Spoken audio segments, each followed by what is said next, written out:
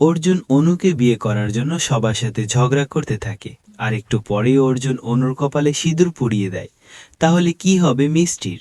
তবে কি হতে চলেছে সিঁদুরের মূল্য নাটকের 280 নম্বর পর্বে জানতে হলে ভিডিওটিতে লাইক দিয়ে আমাদের চ্যানেলটিকে সাবস্ক্রাইব করুন। বন্ধুরা, নাটকের শুরুতেই আমরা দেখতে পাই মিষ্টি অর্জুন আর অনুর কাছ থেকে যাওয়ার সময় মিষ্টির কাছ থেকে রেকর্ডার মাটিতে পড়ে যায়।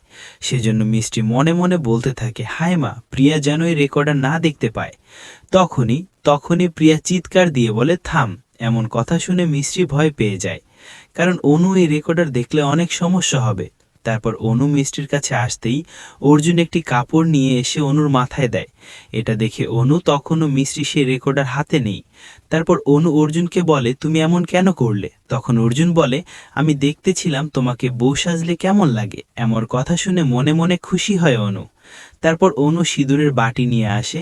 তখনই অর্জুন বিপদে পড়ে যায় আর মিষ্টিও অনেক কষ্ট পেতে থাকে। আর এইদিকে সবাই অর্জুনের দাদিকে বলতেছে অর্জুনের সাথে অনুর বিয়ে দেওয়া যাবে না, কিন্তু কোনোভাবেই অর্জুনের দাবি এ কথা মানে না। আর এইদিকে অর্জুন অনুর মাথায় সিঁদুর দেওয়ার জন্য হাতের সিঁদুর নিয়েছে, কিন্তু মিষ্টি মনে মনে উপরওয়ালার কাছে প্রার্থনা করতেছে। আর তখনই বাতাস এসে অর্জুনের হাতের সিঁদুর মিষ্টির কপালে গিয়ে পড়ে। এটা দেখে অনু অনেক রেগে যায় আর মিষ্টি আর অর্জুন অনেক খুশি হয়। তারপর অনু রেগে গিয়ে মিষ্টিকে বলে, তুই এই জন্যই এখানে দাঁড়িয়েছিলিস তাই না?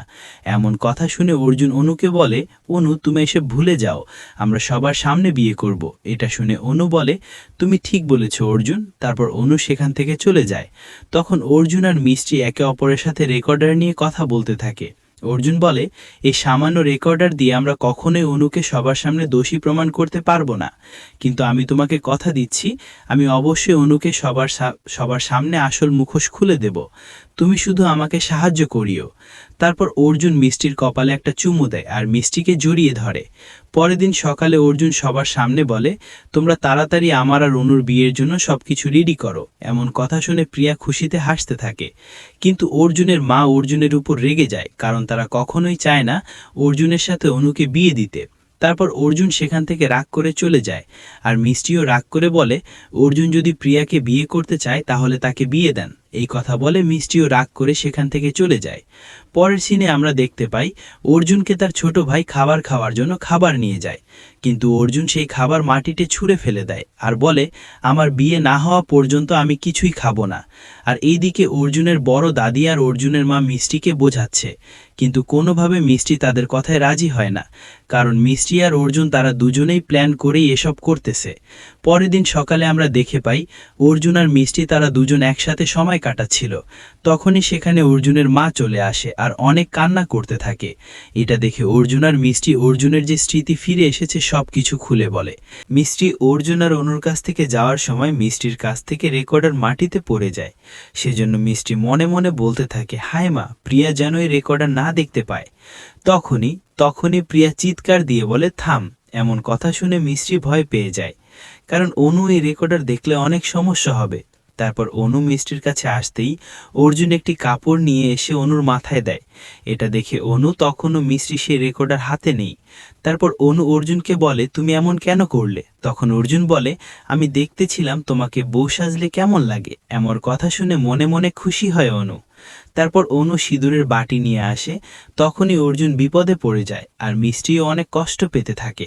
আর এইদিকে সবাই অর্জুনের দাদিকে বলতেছে অর্জুনের সাথে অনুর বিয়ে দেওয়া যাবে না, কিন্তু কোনোভাবেই অর্জুনের দাবি এ কথা মানে না। আর এইদিকে অর্জুন অনুর মাথায় সিঁদুর দেওয়ার জন্য হাতের সিঁদুর নিয়েছে, কিন্তু মিষ্টি মনে মনে উপরওয়ালার কাছে প্রার্থনা করতেছে। আর তখনই বাতাস এসে অর্জুনের হাতের সিঁদুর মিষ্টির কপালে গিয়ে পড়ে। এটা দেখে অনু অনেক রেগে যায় আর মিষ্টি আর অর্জুন অনেক খুশি হয়। তারপর অনু রেগে গিয়ে মিষ্টিকে বলে, তুই এই জন্যই এখানে দাঁড়িয়েছিলিস তাই না? এমন কথা শুনে অর্জুন অনুকে বলে, অনু, তুমি এসে ভুলে যাও, আমরা সবার সামনে বিয়ে করব। এটা শুনে অনু বলে, তুমি ঠিক বলেছ অর্জুন। তারপর অনু সেখান থেকে চলে যায়। তখন অর্জুন আর মিষ্টি একে অপরের সাথে রেকর্ডার নিয়ে কথা বলতে থাকে। অর্জুন বলে, এই সামান্য রেকর্ডার দিয়ে আমরা কখনোই অনুকে সবার সামনে দোষী প্রমাণ করতে পারবো না, কিন্তু আমি তোমাকে কথা দিচ্ছি, আমি অবশ্যই অনুকে সবার সামনে আসল মুখোশ খুলে দেব। তুমি শুধু আমাকে সাহায্য করিও। তারপর অর্জুন মিষ্টির কপালে একটা চুমু দেয় আর মিষ্টিকে জড়িয়ে ধরে। পরের দিন সকালে অর্জুন সবার সামনে বলে, তোমরা তাড়াতাড়ি আমার আর অনুর বিয়ের জন্য সবকিছু রেডি করো। এমন কথা শুনে প্রিয়া খুশিতে হাসতে থাকে। কিন্তু অর্জুনের মা অর্জুনের উপর রেগে যায়, কারণ তারা কখনোই চায় না অর্জুনের সাথে অনুকে বিয়ে দিতে। তারপর অর্জুন সেখান থেকে রাগ করে চলে যায়, আর মিষ্টিও রাগ করে বলে, অর্জুন যদি প্রিয়াকে বিয়ে করতে চায় তাহলে তাকে বিয়ে দেন। এই কথা বলে মিষ্টিও রাগ করে সেখান থেকে চলে যায়।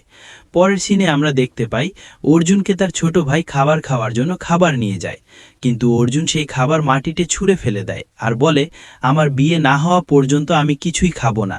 আর এইদিকে অর্জুনের বড় দাদি আর অর্জুনের মা মিষ্টিকে বোঝাচ্ছে, কিন্তু কোনোভাবে মিষ্টি তাদের কথায় রাজি হয় না, কারণ মিষ্টি আর অর্জুন তারা দুজনেই প্ল্যান করেই এসব করতেছে।